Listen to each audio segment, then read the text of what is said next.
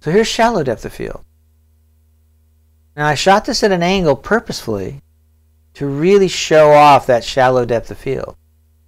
This part of the dartboard is very close to the camera. This part's very far away.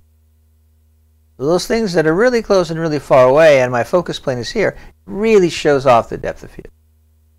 If I would have moved the camera position to shooting directly at the penny, it would have been one plane of focus and everything would have been in focus. The point of this was to show shallow depth of field, so that's why I shot it this way. Another shallow depth of field shot where I just wanted this ball with a little bit of dew on it to be in focus, with that pretty little out of focus brown and yellow color in the background to kind of hold it up, the rail that the knob was attached to.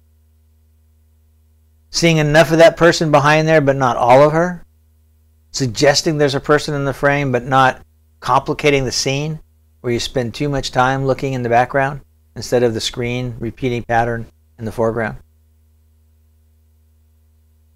Another shot where very close at a very steep angle to the wire mesh on the bridge, showing that shallow depth of field. Inside, shooting a band, nice shallow depth of field. This is out on Lexington, photographing the crew. And you can see the plane of focus is basically somewhere from here to here. Out of focus here and out of focus in the foreground.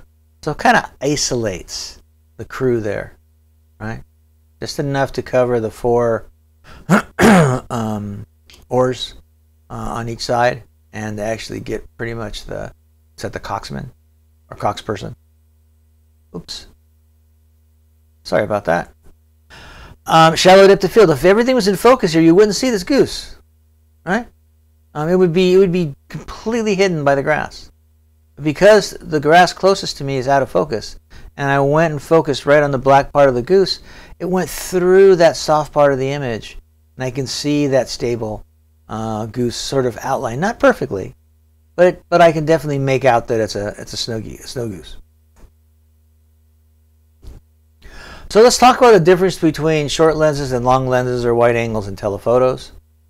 These numbers I threw out, 25, 105, 50 millimeters, it's called focal length.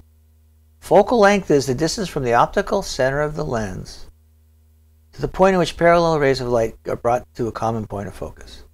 And this is called the focal point or the focal length of that lens. Look at a picture of that. So here's parallel rays of light coming into a simple lens, and once this light hits this lens, the speed of the light changes, and the distance and the curvature of this glass bends the light to a common point of focus. So every ray that hits the outer edge is going to be bent here, and here it's going to be bent less, here bent less, this almost straight through. But it's because of the density difference between air and glass that when light comes into a lens, it's basically changed its direction.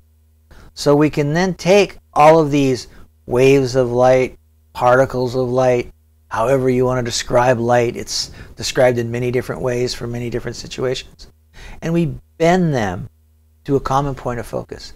And that distance is the focal length of that lens.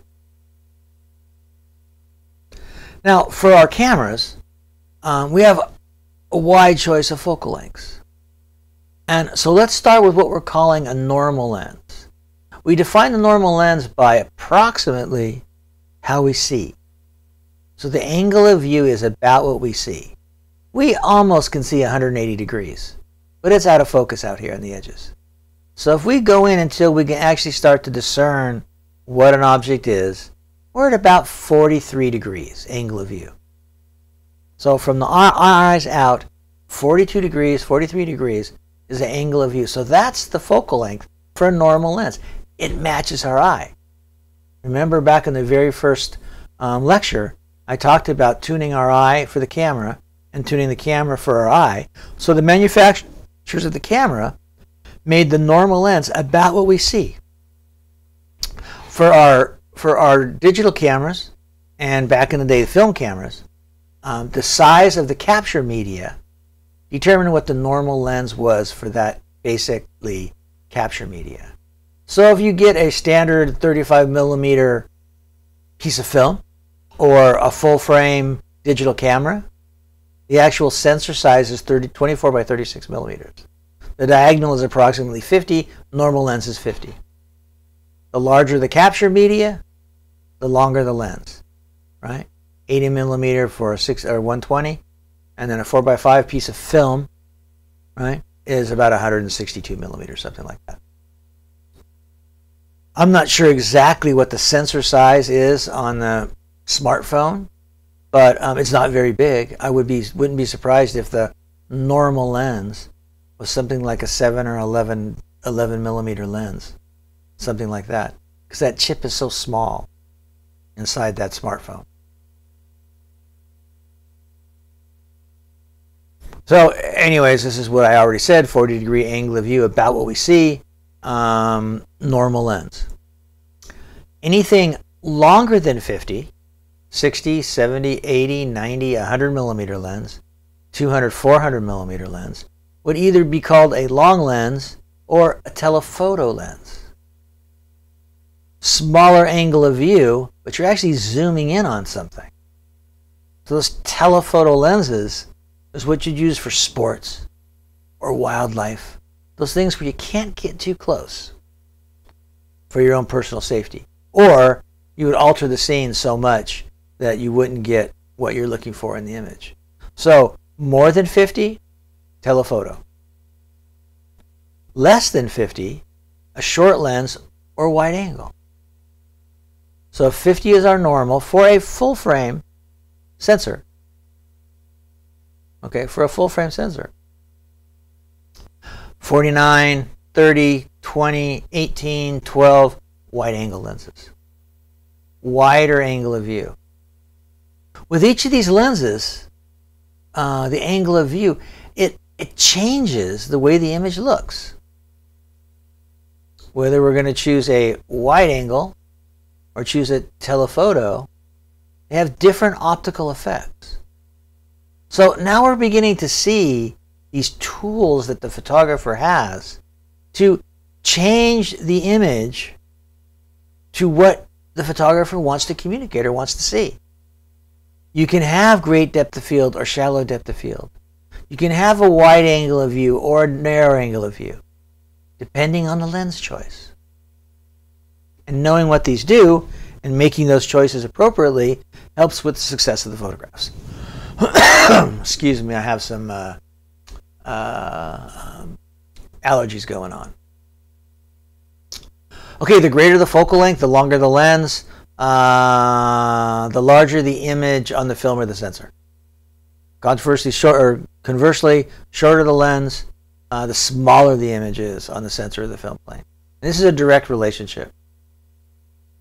You go from 50 to 100 millimeter lens, right? You double the size. You go from 50 to 25 millimeters, cut the size in half.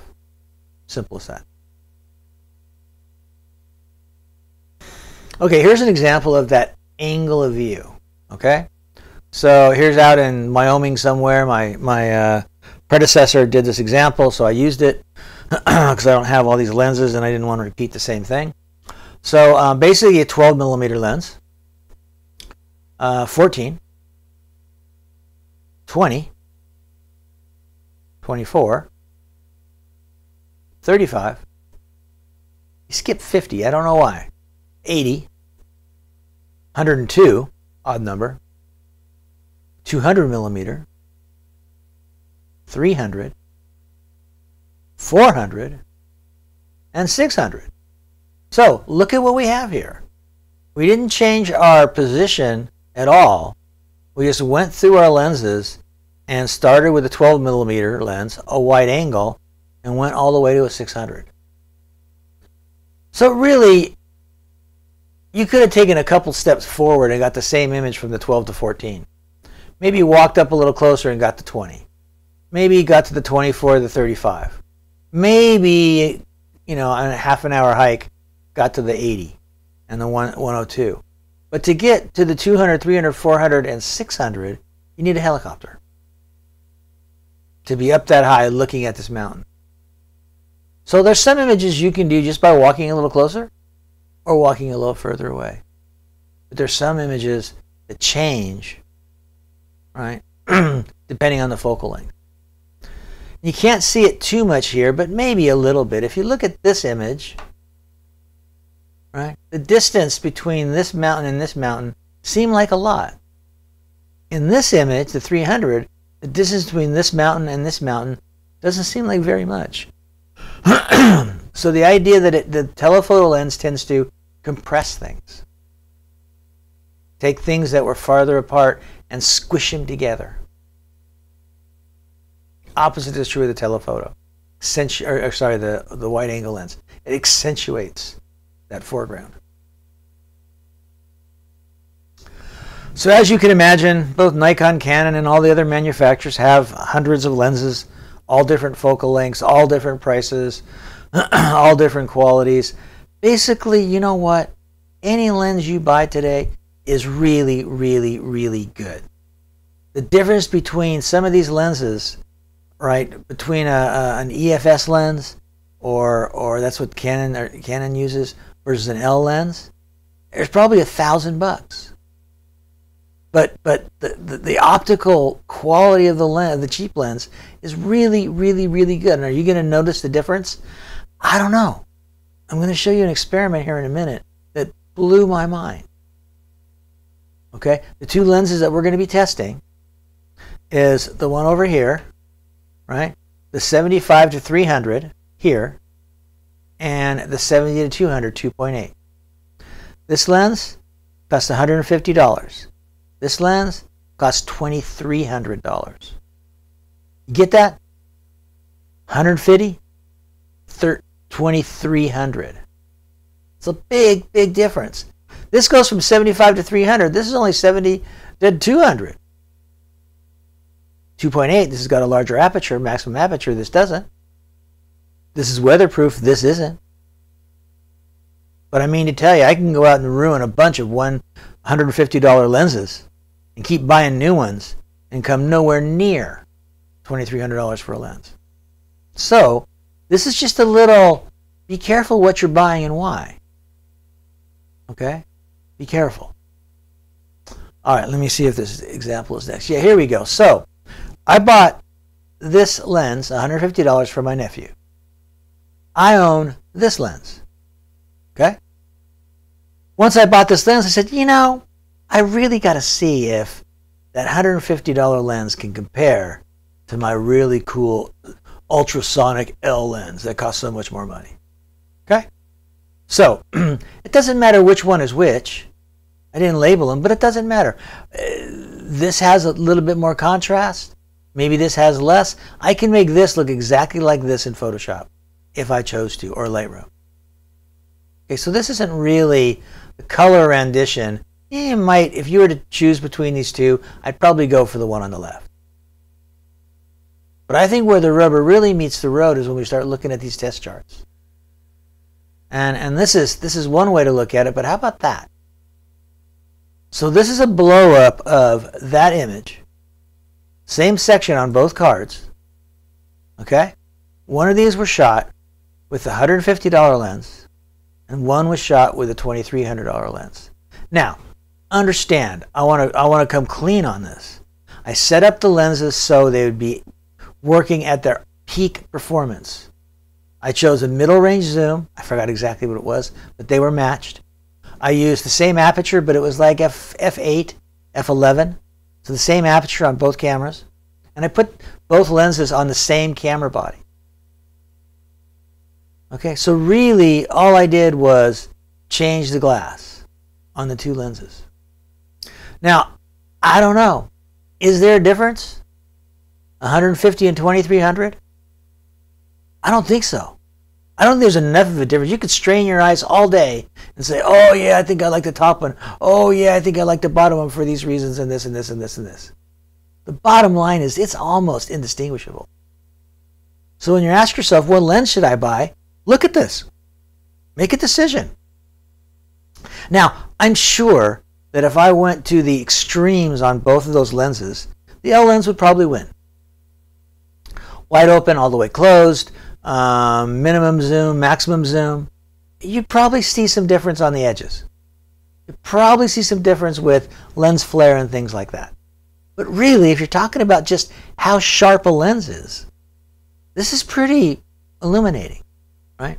When it comes to lenses. That's why I say any lens these days is pretty darn good. And the differences between these sort of consumer grade lenses and the pro lenses, as long as you take into account how they can perform at their peak performance, right? You're talking about, you know, no discernible difference, especially when it comes to making photographs.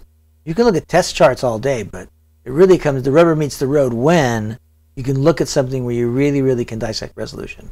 Something like this line spare or millimeter chart, where really it's pretty much the same. Okay, so here's an example of a telephoto lens, an old 70 to 210 Nikon, just to kind of show you how many lenses are actually in a zoom lens and all the moving parts and things like that. It's an old picture, but kind of gives you a nice example. Here's a more current picture. Here's a Leica lens. I think this is a 50 millimeter probably, cut in half.